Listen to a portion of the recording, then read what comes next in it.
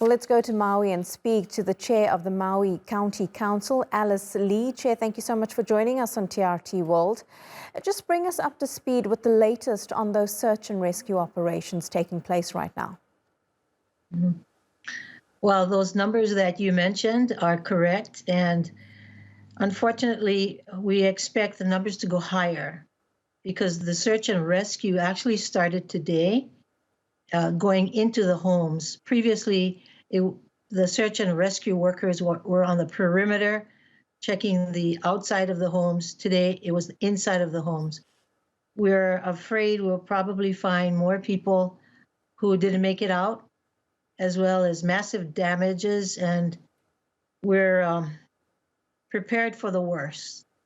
And we want to thank all the people that have been helping, thousands upon thousands of people who have volunteered their time, and as well as their generosity, because we have been receiving many donations from around the world, and we are so grateful and appreciative of the prayers and thoughts that we've been receiving. And please don't let that stop, because as the governor said, this kind of disaster will take years to recover and rebuild. And we're hoping that our residents will be patient with us in the meantime. We're trying to provide them shelter and food and basic necessities, but of course they want to return to their homes. They want to see exactly what happened. Most of their possessions are gone, so our hearts go out to all of them. And those who have managed to flee, you say that you are taking care of them, but where are they being sheltered, and what do they have access to?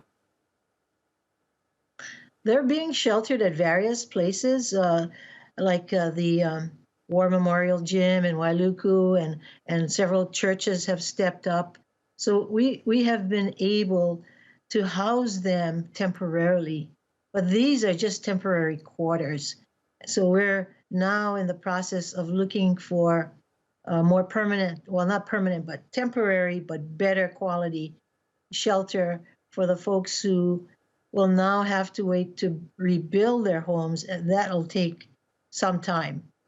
Because if you look at the devastation, it's massive. And I was there yesterday. I flew over in a helicopter, and what you see right now is very accurate. Massive, widespread damage. It's really quite frightening to watch it, especially for those of us who are so far away.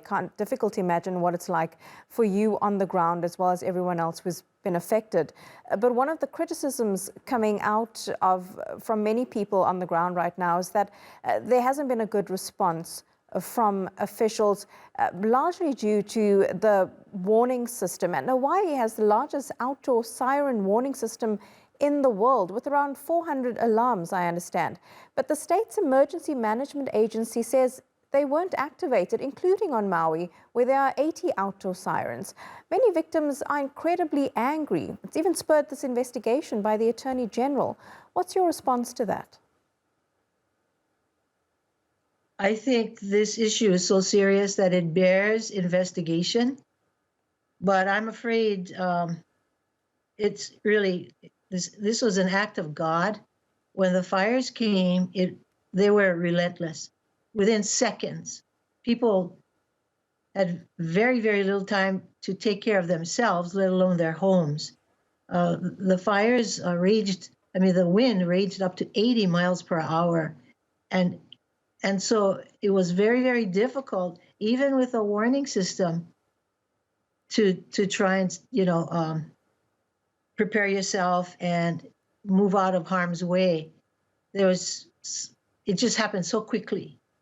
But again, that doesn't mean that we shouldn't look into if what happened exactly, if there were any kinds of failures of the system, how can we improve it in the future? Please remember that when the fires started, power was lost, the internet was lost, the cell phones no longer worked. So communications became a huge challenge. Yeah, and I'm sure many then were also hoping that the alarm system would be activated at that stage.